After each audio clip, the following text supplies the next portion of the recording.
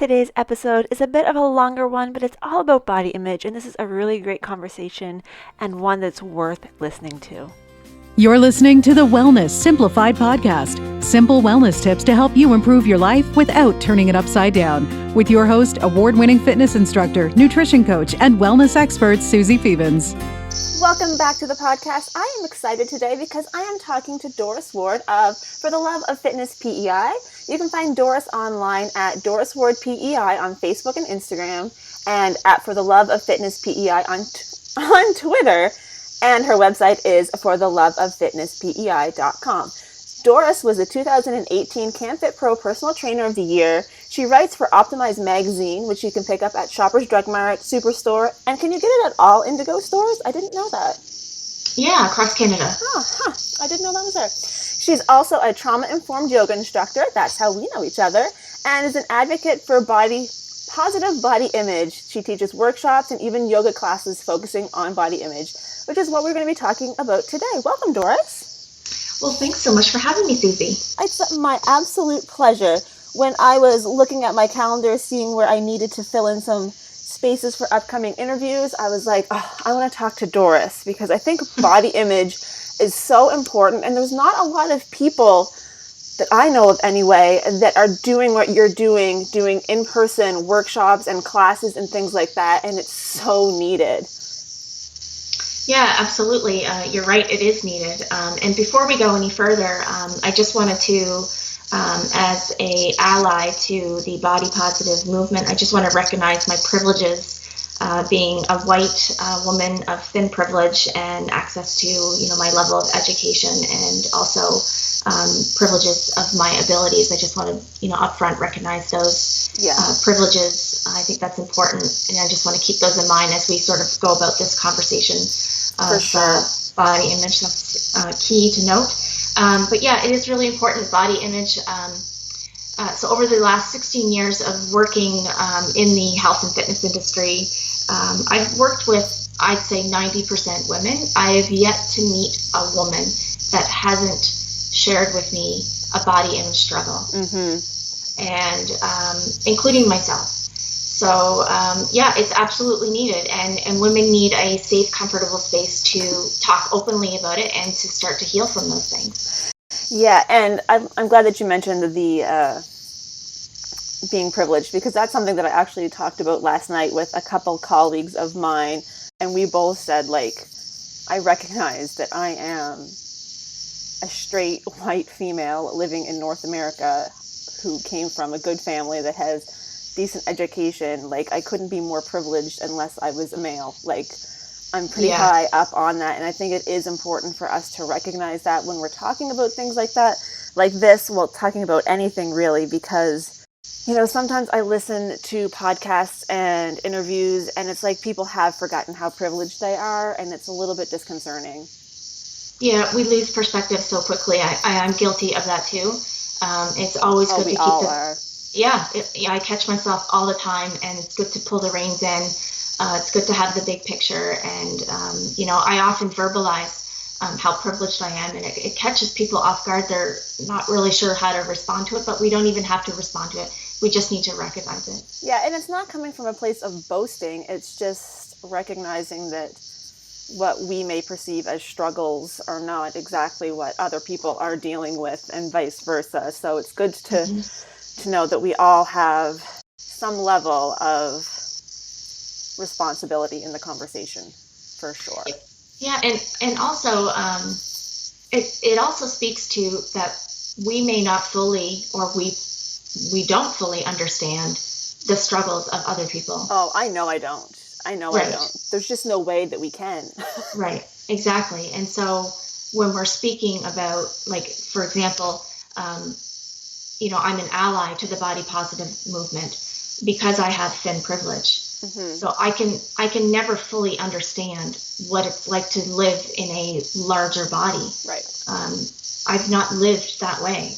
I'm not part of the marginalized group, so I can't empathize. I can only sort of provide those people with a safe space. And I think that's huge. I think that the more people recognize that, because I don't want to bash on the yoga world, but there's a lot of yoga instructors who are not accessible for people who do not look like them. They don't think about those modifications. They don't think about any of that. They just think about, well, my body can do it. So, and that's not just in yoga. That's in everything, every sport, everything. But yeah, it's really easy for people to lose sight and forget. You don't understand someone else's struggle unless you've lived it, no matter how much you want to. You just can't. Absolutely. So we've already gone off on one of my famous tangents. I like, but I mean, it's still sort of related. It's not completely off topic. No, it's important. Yeah, but body image. What really got you interested in trying to promote a healthier body image? I know you say working with women, especially, that everybody has some body image issues. But what was it about that really made you want to focus on that a little bit more? Yeah, well, I'm so glad you asked. And it's also important to note that body image affects, all genders across the spectrum. So I just want to mention that too. Sure. But it is mostly women that I have these discussions with, but I have had a few discussions with men and, all genders across the spectrum, of course. What got me sort of doing this work publicly, like in groups, was an article that I was doing for Optimize magazine. I pitched them an idea to write about how to improve your body image. And I've always wanted to do that type of work.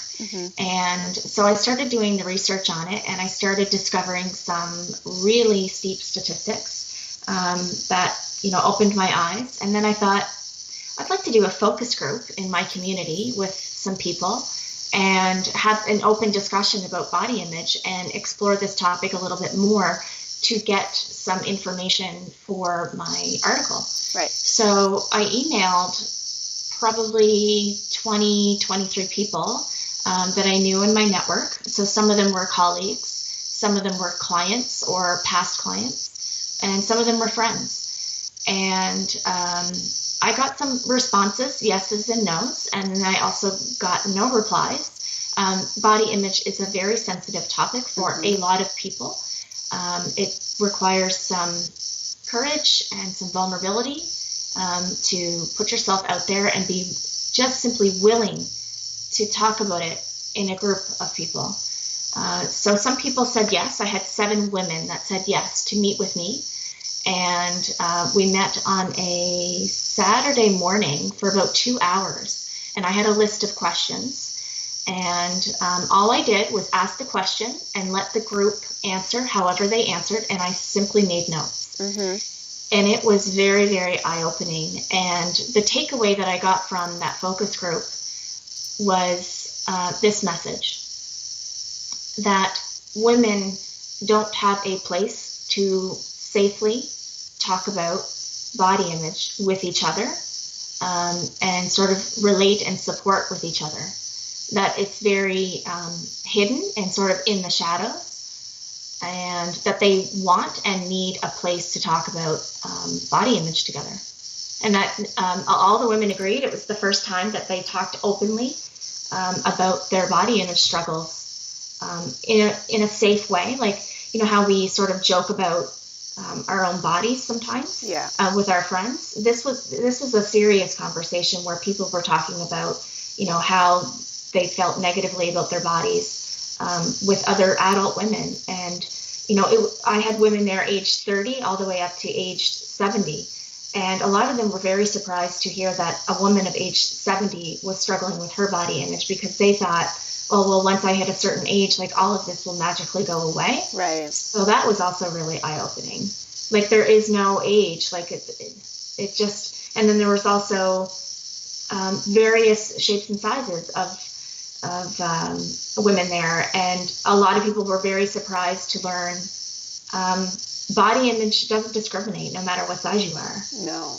Yeah. So it was very, very eye-opening for themselves and for me as well. And then, of course, the article came out and it received some really great feedback.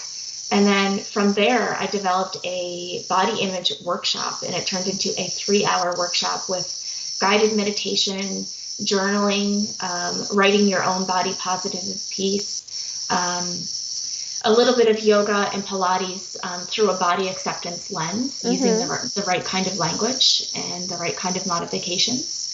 And also group discussion in a safe, supportive way, talking about our self-talk and how we can reframe things, and having an open discussion about how people can, or sort of reflecting on, what we've not done in our lives because, we're dieting, or because of the pressures of society and diet culture, and, what we might do differently in the future. So we talk about all those things.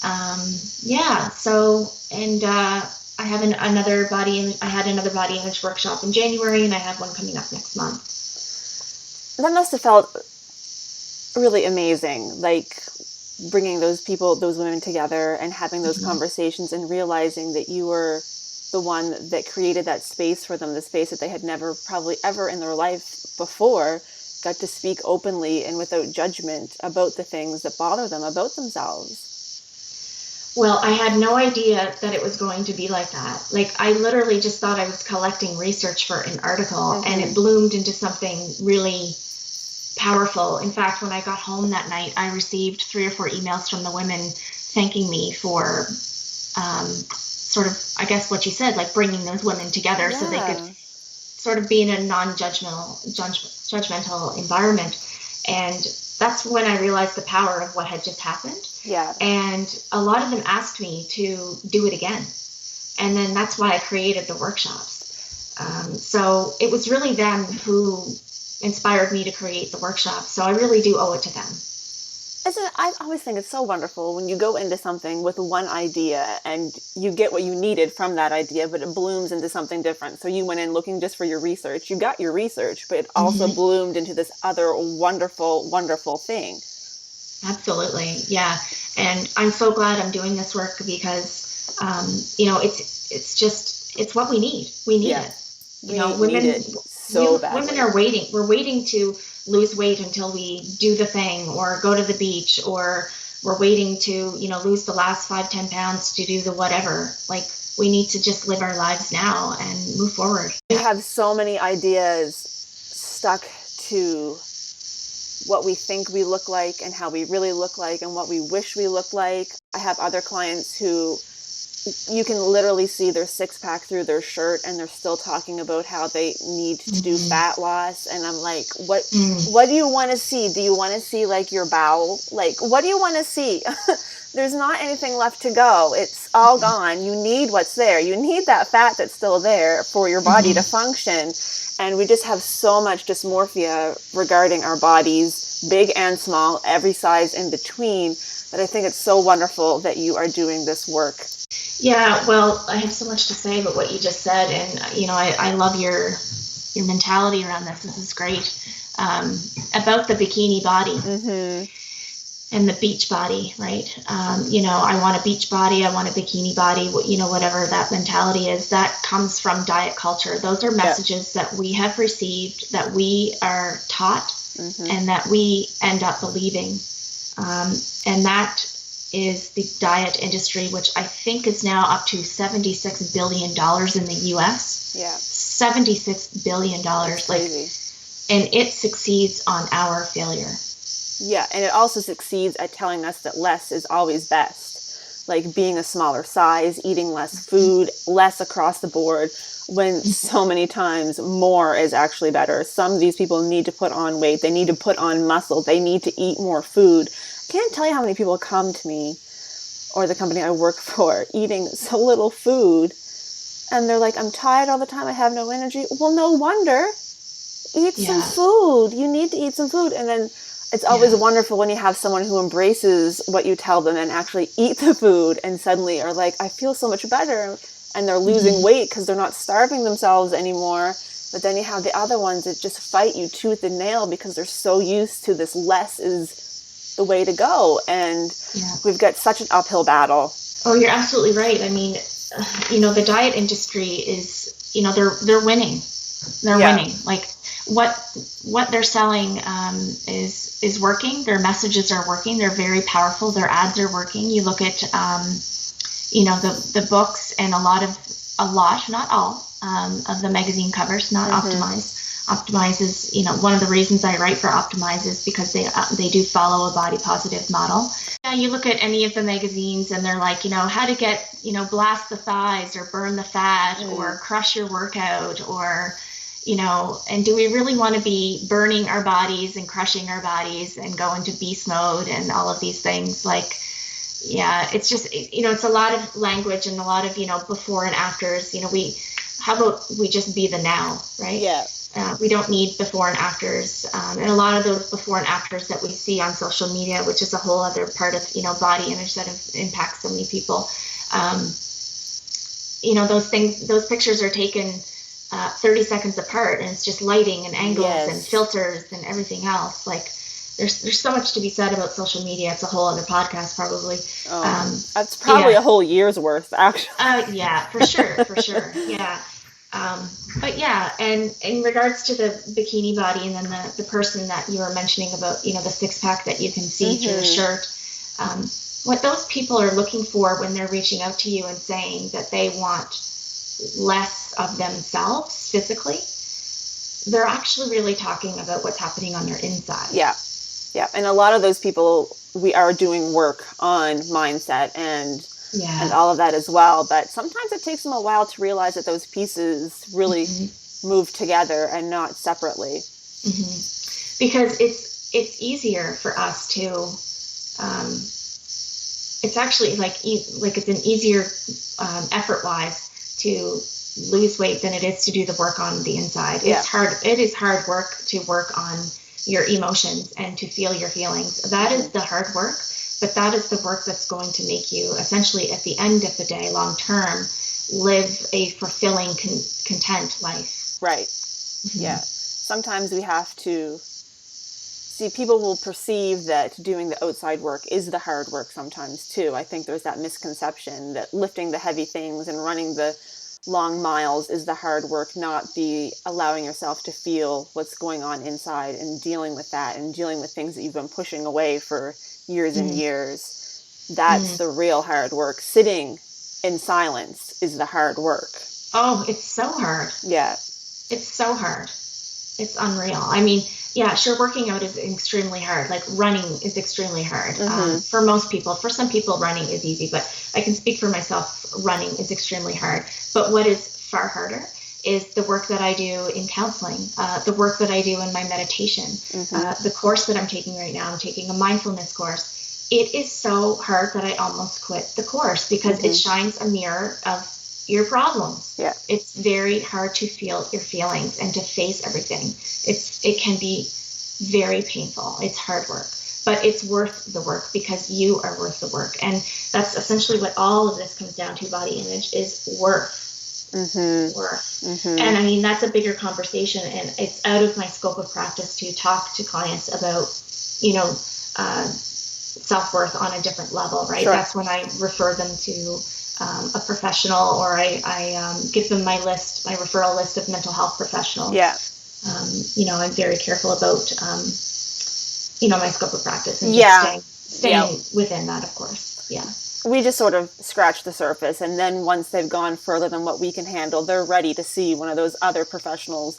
But sometimes it takes a little bit of that hand holding before they get to that point, and that's where people like us come in, I think.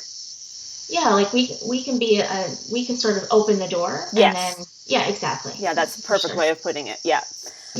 So is that what you think one of the biggest things that people have been doing when people have been working on their body image is their self-worth? Is that one of the biggest things that changes, do you think?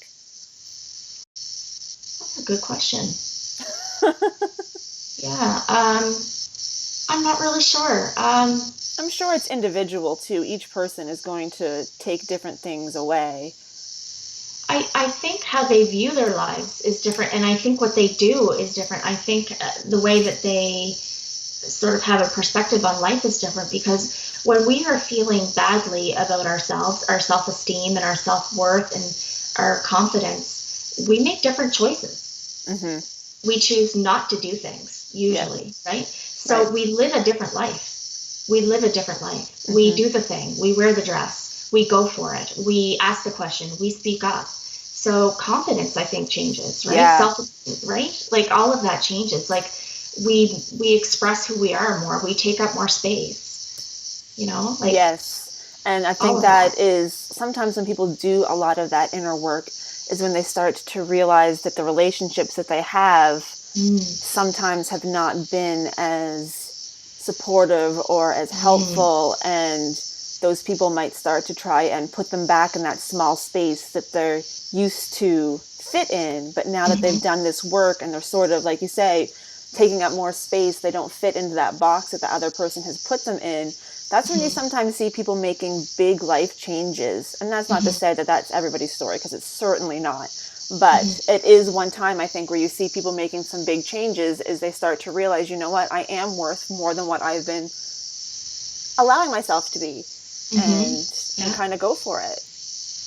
Absolutely. And also, like you had said, the relationships, like even your friends, like the people that you hang out with, if you are sort of in a dieting cycle, or if you are constantly trying to lose weight and because you feel that you need to be a smaller size because you don't feel good in your body and you have a poor body image, sometimes when you surround yourself with like-minded people and then you try to make changes in a different direction, and you catch yourself hearing your friends or your coworkers in diet talk, like, oh, I was so bad this weekend, I ate nachos. Yeah. Or, oh my God, I have to exercise extra tonight because I had pie last night, or whatever the case may be. That is diet culture talking.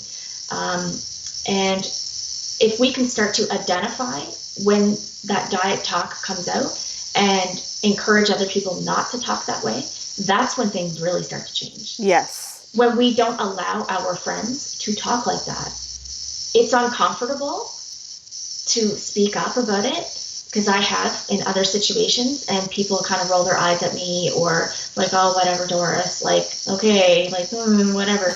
But like they think I'm super annoying, or they're like, oh, I never thought of it that way. Like the odd person might, embrace what I'm trying to show them if I just phrase it just the right way. Right. But like, or I'll say, food doesn't have morals. Like food is neither good or bad. It's just food. Right? People often are like, oh, well, it was just a figure of speech. I'm like, I understand what you're saying, but it's harmful. It's harmful. Like deep down, that is a harmful language to yourself and the other people that are hearing it. And we also have to be careful about whose ears are around when we're doing this diet talk. About 6 months ago, I was teaching a group fitness class at a local gym. And there was a 9-year-old in the class. A mother had brought her daughter. And the rest of the class was adults. And somebody had said, do you know how long you'd have to run on the treadmill to work off that donut? Somebody was talking about a conversation about a donut.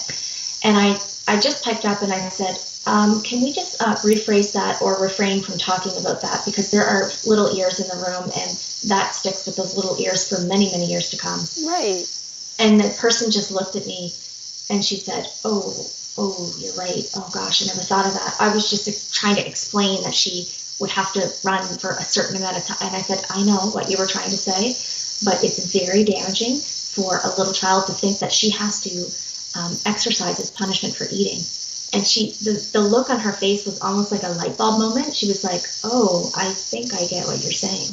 And then at the end of class, I went up to this adult and I said, I was trying to speak kindly to you. I hope it came across that way. I'm a body positive ally and instructor. I'm just trying to be very careful about the way that people speak in my presence for the benefit of everybody. Right. I wasn't trying to tell you what to do. It was just, especially for, growing people, like we need to speak kindly in front of each other, but also especially in front of children. Those messages stick really hard, like extra hard in kids. Like that child was listening. And even though she may not have processed exactly what it meant, she heard it. Right? And depending on what you've eaten that day, you don't need to run a single second on a treadmill if you have had a donut. If you planned it in your day and you didn't eat donuts all day long, it is fine, everybody listening, to eat a donut now and again. Yeah. Like, I think that is the other part of it is, yes, sometimes we eat a treat or eat something. I hate the word cheat because cheating has a negative connotation. Yeah. But if somebody's having a treat is something you have once in a while and you enjoy. Like tomorrow morning, I'm going to go have a beaver tail because it's apple blossom weekend and they have come to the valley and I'm going to go have one, right? And it's not a cheat. It is just a treat. Actually, I do carb cycling. Tomorrow's going to be a low day for me, so I'm going to have less carbs than usual. But I'm going to make sure that darn beaver tail fits in my day, no problem. And I'm not going to come home and run anywhere. And I think that it's important for people to realize that we do need a certain amount of caloric intake in a day. And yes, having a donut every day is not optimal, but having one once in a while as part of a treat is perfectly fine. And language like, oh, I have to work off this pizza, or, exercising as a result of eating anything is not a reason to exercise. So one of the things that the company I work for, doing my nutrition counseling, is called Eat to Perform. So we're all about using food as fuel. So it's never like you're going to the gym to work off something. If you had a big meal the day before, we're like, put that energy to good use. Like make it a positive thing. It doesn't have to be that you're punishing yourself. It's like, oh, you went to a big birthday party last night and you ate a whole bunch of stuff. You should have a lot of energy today. Use that energy for good and really nail your workout. It's just all in the way that you word it. Yeah, absolutely. The power of your words. There's a lot of information on the internet about the power of your words inside your head, and then the power of words that you use verbally. It impacts other people too, right? Like there's a lot to be said about that. Yeah, and there's a lot to be said that the words that you're saying in your head are the words that you're hearing all day over and over and over and over. So you are your own biggest influence for the most part. Absolutely. Yeah.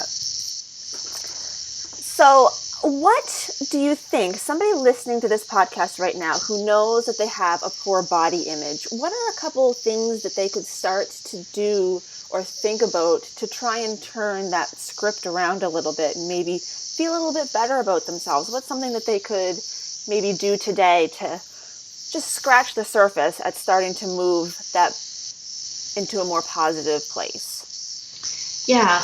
So I think the best place to start is the inside. And I know that we are talking about the outside. It appears that we're talking about the outside, but what we're really talking about is the inside. Yeah. And I think that is a bit of a mind shift for people. People that are constantly trying to change their bodies, they really do believe it's about their body. If I could just get rid of this or do this or look this way, I will be better, or I will be, fill in the blank, right? Or I'll be able to do whatever. But the work is on the inside, and once you realize that, or once you accept that, and once you get to that place, what I would recommend that you do is simply notice the self-talk in your head that tells you a negative thing about your body. Simply notice it. We don't have to start changing it. We don't have to reframe it. We just want to notice it and go, oh, okay, that was a negative comment that I just said about myself. Moving on. Next. We just start noticing it. Just make a point. Okay, there, I just noticed it. Oh, I said something else not nice about myself. Okay, moving on. Just start noticing it. That's where change begins, is when you start to recognize the things that you're saying to yourself. Once you can really notice all those things that you're saying to yourself, very quickly you will want to change that. You'll realize, I am being so hard on myself. And is this getting me anywhere? How is this serving me? Is this helping me? How has this helped me in any way? Oh, it hasn't. So then you can think, well, how can I change the script? So let's say you're thinking, oh, I hate my thighs, as an example. Like that's the negative self-talk. Yeah. Well, maybe we can reframe it to, these are my thighs today. So that's a self-acceptance. That's moving towards body acceptance. So there's a big difference between going from self-hate to body acceptance to body love. So there's a lot of people that are like, oh, just love yourself, right? That's pretty hard to do, to go from I really hate my body to I love my body. Exactly. That's a jump, right? That's a leap. It's a pretty big leap. Yeah, we need to sort of make it neutral before we can try and make it positive. Yeah, exactly. So you first need to notice, and then you need to sort of, again, like you said, neutralize it, make it neutral. And neutral is sort of like accepting. So, and accepting doesn't mean that you're sort of okay with it. It just means I see it. This is what it is. Exactly. Here I am. Yes. Yeah. Yes. Right. And then if you choose, and if you are in a place of moving closer towards love, you can. You may never be the person that says, I love my body. And but if you can get neutral, then that is still a huge change. Yes, absolutely. Just simply try to move towards body acceptance. Yeah. If your goal is to love your body, it might feel discouraging. And let's not strive to get anywhere, really. Let's just throw that out the window, the striving thing to get somewhere. Right. Let's just try to notice and be kind to ourselves, speak kindly about ourselves if we can, take it slow. The programming in our minds has been there for years. We can't do this overnight. Yeah, we have to record those tapes. Yeah. Yes, it's going to take time.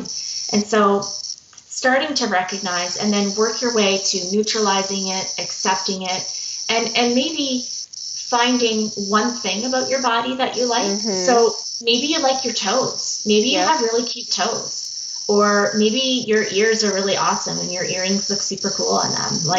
I don't know, maybe you had the cutest nose ever. I have no idea. I don't know. Maybe you had really good eyebrows that you don't need to go to the esthetician for. I don't know. Maybe you have cute freckles. There's one thing I know that you can pick on your body that everyone can be like, oh, well, I like this about myself. Exactly. Maybe you don't love it, but you can like it, right? Right. Yeah, or appreciate. Maybe you don't like it, but maybe you appreciate it. I appreciate that my legs take me hiking every weekend. Exactly. There's always a way to be appreciative for something. You might not love the way your body looks, but if it's still getting you up and around, that's something to be thankful for. Absolutely. And that's, another, I think the question was, what ways could we improve our body image? Gratitude, and I know that word is thrown around a lot and it's a trendy word right now, but being thankful, I'll use your word, thankful, being thankful for your body in what it does for you. So if we can recognize what our body does for us, let's start with the basics, Suzi. Our heart is beating. I'm breathing right now, so we're breathing. We're digesting food. Yeah, I can see. Yeah. And for people who can't see, for people who can't hear, their heart is beating, they're breathing. Yeah, there's always something. We all have some problems with our bodies, whether they are physical, emotional, mental, whatever. That we all have our bag of problems, but we also all have things that are working for us. And if we have the capacity to listen to this right now, that's one of them right there, as you can hear. You're alive, your heart is beating, you're breathing, your blood is circulating, whether it's doing it all on its own or it's having a little bit of help from something.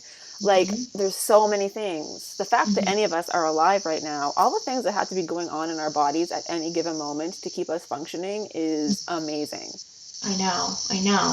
And we take it for granted. We get up in the morning, we grumble about the morning, we grumble as we drink our delicious coffee or tea or whatever it is.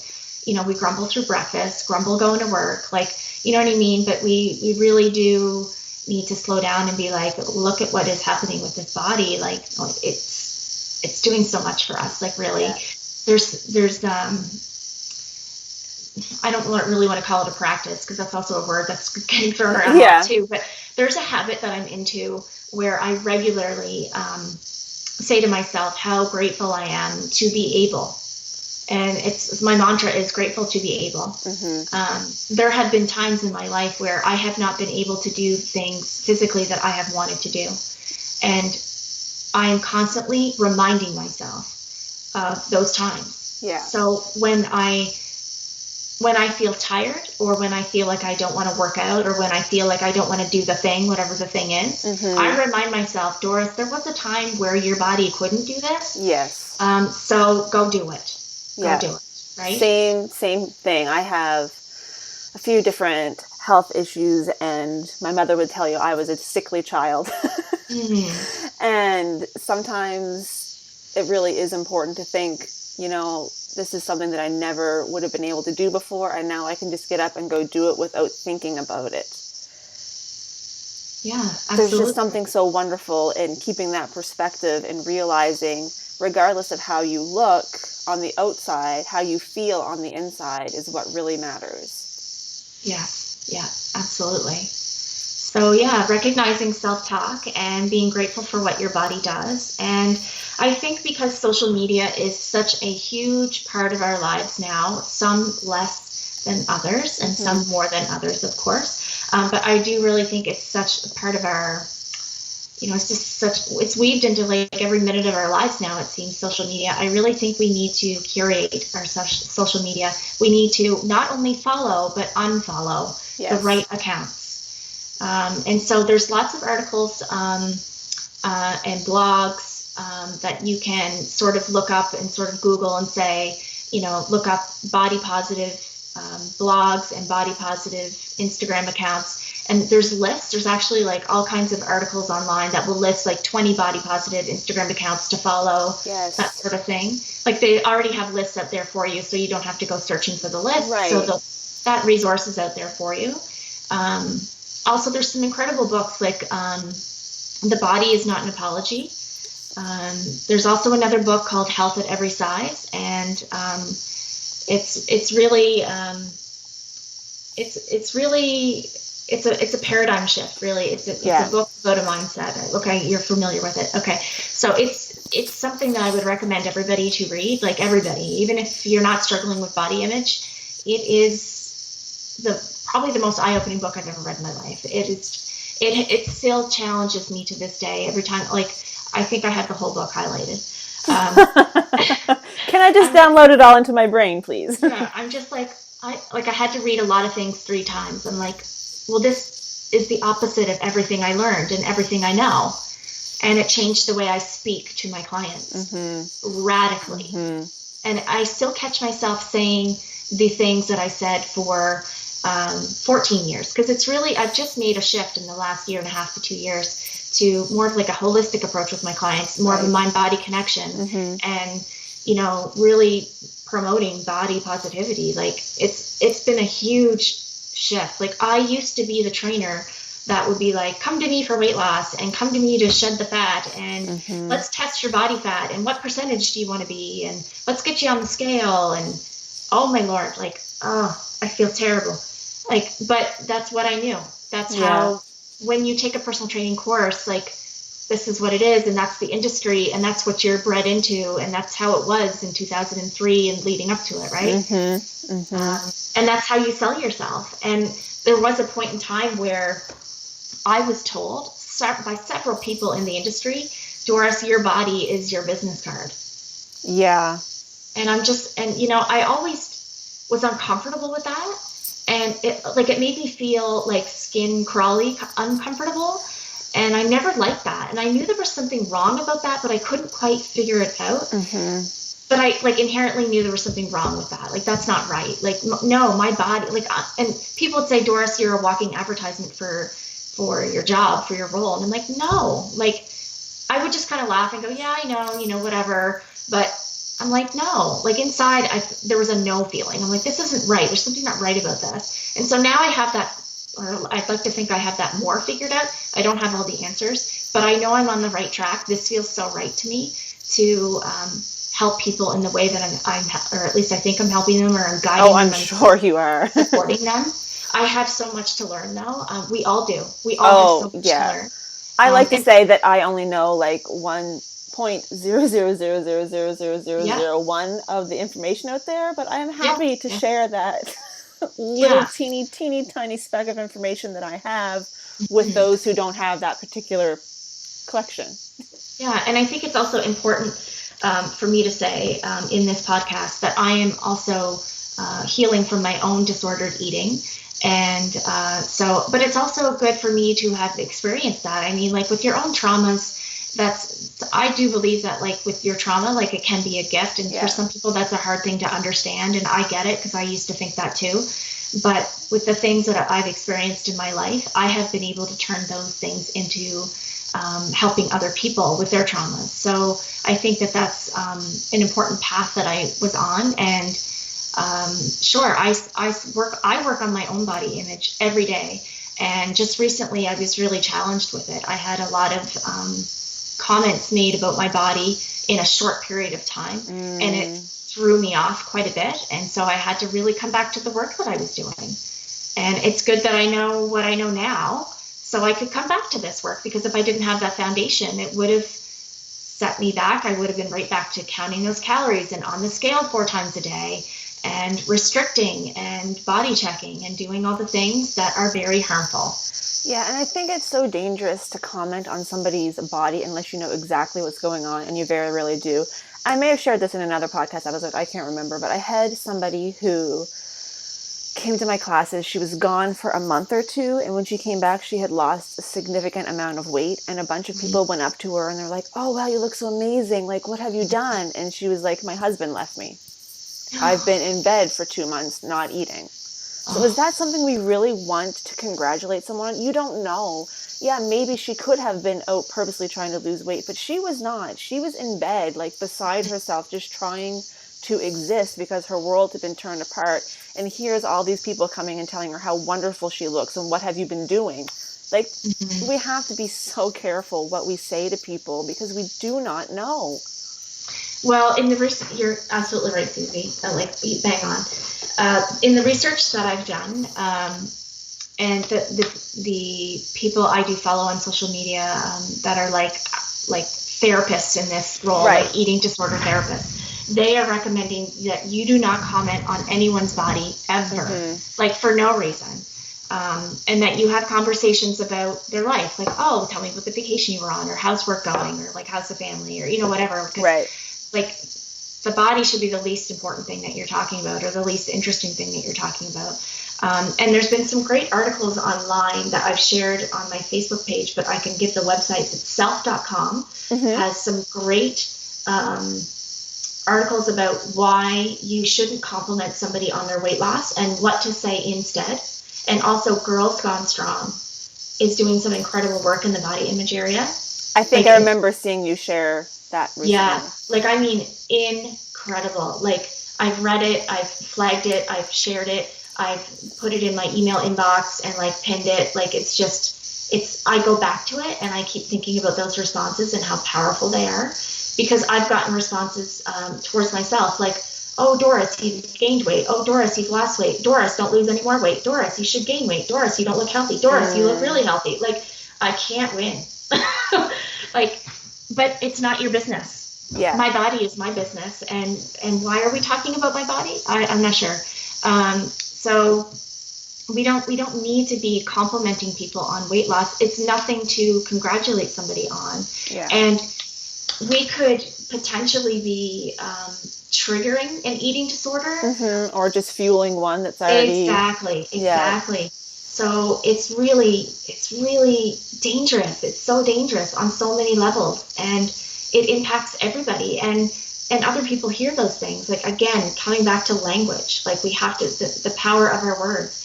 And us, Suzi, as fitness professionals, some people see us as leaders. Not everyone sees us that way, but a lot of people that come to us do see us as, in a leadership role. And they do listen carefully to what we say. What we say in classes and individual sessions about people's bodies, or like when someone says, "Oh, I lost 5 pounds this week," how we respond to that is crucial. Yeah. It's crucial. First of all, I don't think you did. I think it was probably mostly water weight, but that's another topic. Yeah, but and there's some, there's some education online for fitness professionals about how to respond to these things. It's really, really, it's great. Like, there's some really good work being done. Really good work. I feel like I'm fortunate that for the most part in person, people in my classes don't really talk a whole lot about it. If anything, they start to talk about how they've gained a couple pounds, and then I'll ask them what they have eaten recently, and it's almost always something that is absolutely stocked full of sodium. So I tell them, like, just drink some extra water for a couple days and then try again, because you probably didn't gain any weight at all. Like, I think there's a lot of misconception about both gaining and losing. It has so much to do with other factors that have nothing to do with fat loss or gain.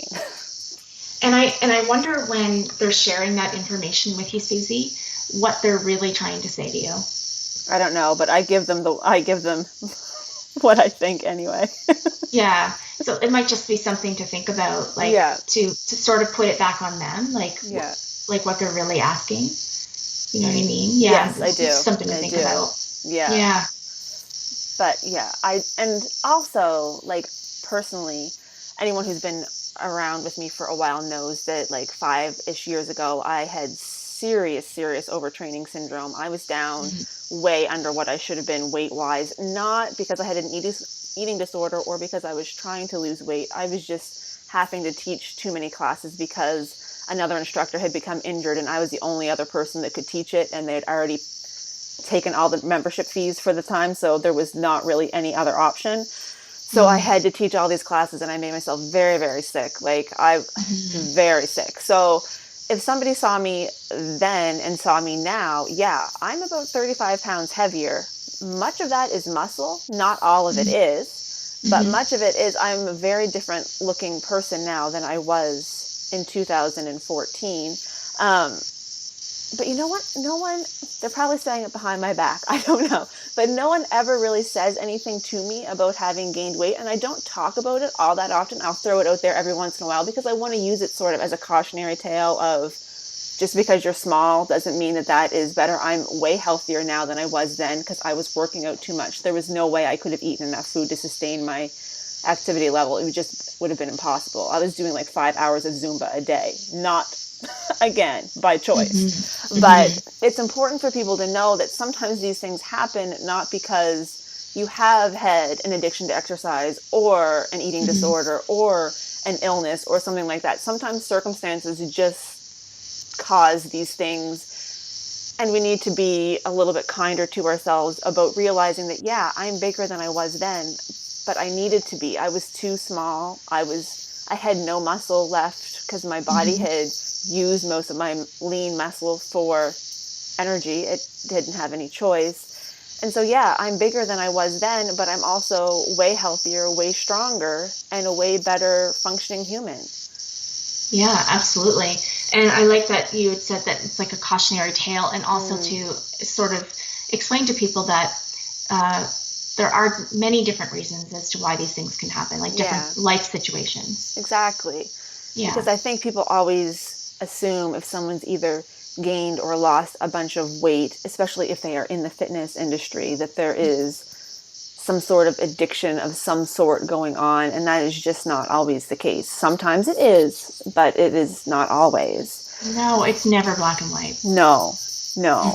And unless you're living it, you never really know it unless the person is completely upfront. And a lot of people aren't completely upfront because they're still dealing with their stuff. It's inside stuff that they don't want to share with the outside world. Sure. And also, we don't need to explain ourselves either. Exactly. Right? Exactly. Yeah. And anytime I do want to say that anytime I do share it, it's not because I feel like I need to explain myself. It's because I want, to give that other perspective on the situation. No, I didn't think you did, but anyone who's listening, it's not that I feel like I need to explain. It's like when I'm sick and I'm still teaching a class, because sometimes you have to, I will purposely tell them, like, I want you to know that I'm sick. I don't feel that I need to explain myself to you, but I am going to be reducing my intensity very much today. But if you want to really push it, I want you to push it. Don't pace your intensity on me because I'm purposely keeping my intensity low. So that's the only reason I ever tell people that I'm sick or injured or whatever it is, not because I want them to not go home and think, oh, well, she was really slacking today. I don't actually care. I just want to make sure that they are appropriately pacing their own workout. And sometimes that's going to mean having to go a little harder than I am because I'm taking it easy. Yeah, no, and that's important because as instructors, we're always telling our clients, like, when you're injured or you're sick, you have to make a decision that's best for your body, right? And so by you setting the example of lowering your intensity and doing what's best for your body, you are doing what's best. And then you're sharing that with them. And so by explaining that to them, I think you're setting such a great example of leadership. So that's a great example of why you should be explaining yourself as to, I'm lowering my intensity. Yes, I'm sick, and this is why I'm lowering my intensity. But by the way, you can choose your own intensity based on how you are feeling, because this is your workout. Right. And by the way, if you are as sick as I'm feeling right now, you shouldn't be here at all. But sometimes you got to do what you got to do when it is your income that you're talking about. Right. Yeah, exactly. Yeah, we've all been there. I get it. I totally get that.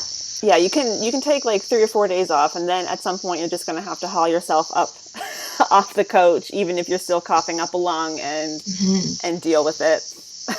But if you are a participant, you do not need to do that, and you really should not do that. Right. Yeah. There's different exceptions to our rules, I guess. Exactly. Yes, there is. I'm so glad I was able to have you on, because this has been a wonderful, wonderful conversation. Before we wrap it up, is there any last tidbits that you wanted to share about body image, or anything about any of your upcoming workshops that you want to talk about? Or so there was one important point that I think we might have touched on, but I think that it's key to note that when we are engaging in exercise and physical activity, that we like what we're doing, that there's I've heard a lot of people over the years in my career say, oh, I hate running, or I hate the cardio, or just cardio period, or I don't like lifting weights, or, I hate whatever, I don't like this, but they're still doing it. And I'm always confused by that. If you don't like it, or if you hate it, I'm very unclear as to why you're continuing to do it and not exploring other options. There are a million different ways that you can move your body. So, and there are how many different types of classes out there? I mean, the fitness world has blown up with types of classes. There are hybrid classes. There are, oh my God, there's so many different gyms. It's just unreal. And we are so blessed to have so many different, we could just make a different choice. So move your body in ways that you enjoy. Yes. You don't have to hate exercise. You also don't have to love it. So there are some people that actually don't love exercise. So this is what I've learned. This is not your truth. This is just what you understand. Exactly. So not everybody's as motivated as you and I guess. Pardon me. So you don't have to super love it and be like, oh, yay, I'm going to exercise today. So that's not everybody's real life. But if you're not enjoying what you're doing, or if it does not feel good in your body, if it causes you discomfort or pain, you can make a different choice. You have permission to do something different. Yeah. Go explore a different option. Yeah. Sign up for a different class. Try a different gym. Get a day pass. Get a week pass. Try a different park. Go try a different, I don't know, there's all kinds of different things that you can try, right? Yeah, I think that if you don't like exercise, or cardio or strength or whatever, you just haven't found the right version for you, because there is the right fit for every person. And sometimes it takes a few years and a lot of wrong matches to find the right one. Yeah. Somebody said to me, I suggested, it was a unique situation, and there was, a lot of specifics to it. And I said, why don't you try the recumbent bike? And his response was, it's boring. And I said, okay, let's find you something that's not boring. And he goes, I don't want to. Okay. Well, that's hard to work with, but if you don't want to, that's another issue. So that's, something where we do goal setting, and that's a whole other podcast. But yeah, finding movement that you enjoy, and then that translates into appreciating your body more, which translates into an improved body image. And that was sort of the plane I was trying to land there. I think you landed it well. Okay, thanks, Suzi. I know that you have a bunch of workshops coming up. You have another body image one coming up next month. Do you want to tell anybody who's living in the PEI area where they can get more information on your workshops and your classes in case they want to come check you out? Yeah, thanks. So my next body image workshop is actually being held at a beach because not just for the beautiful scenery, because in PEI we have some gorgeous beaches, as most Canadians know. It's held at the beach because not because we're working on our bikini bodies, but because the statistics show and my research has shown that we feel our most vulnerable about our bodies at the beach. So why not do the work at the beach? Well thought out, miss. Yeah, so I know it might be uncomfortable and take a little bit of courage to sign up for that type of workshop. But you can wear whatever you want. Of course, you can wear jeans and a turtleneck if that's what gets you there. A snowsuit. Snowsuit is what I'm trying to say. Yeah. It might be a little warm, but... We are going to be doing a little bit of meditation and yoga and Pilates. So, dressing for movement might be an option for you, but wearing anything that you want, of course. And I have an article coming out in Optimize all about diet culture, and it's out next week on newsstands across Canada. So super excited about that. I've posted about it on my Facebook page, which is at Doris Ward PEI. That's really where you'll stay up to date with me the most is on Facebook. I'm most active there. Okay. If you need to reach me, you can reach me the best by email, forthelove-of-fitness@hotmail.com. So that's what's happening with For the Love of Fitness PEI. Well, thank you again so much. It really was wonderful. I think everybody's going to get a lot out of this episode, so I really appreciate you taking the time to speak with me today. Absolutely, my pleasure. Thank you so much for the opportunity, Suzi. I really appreciate it. Awesome. Bye. Okay, bye. Thank you again to Doris for taking the time to chat with me, and I apologize for the sound quality on this episode. I'm not sure what was going on with Skype, but there was a little bit of feedback there that I couldn't edit out, so I appreciate you listening past that sound to hear the very important message that Doris shared with us. And be sure to check her out on Facebook. I will make sure all of her links are in the description below. And as always, thank you so much for listening. I hope you have a wonderful weekend. Go say something nice to yourself, and I will talk to you next week.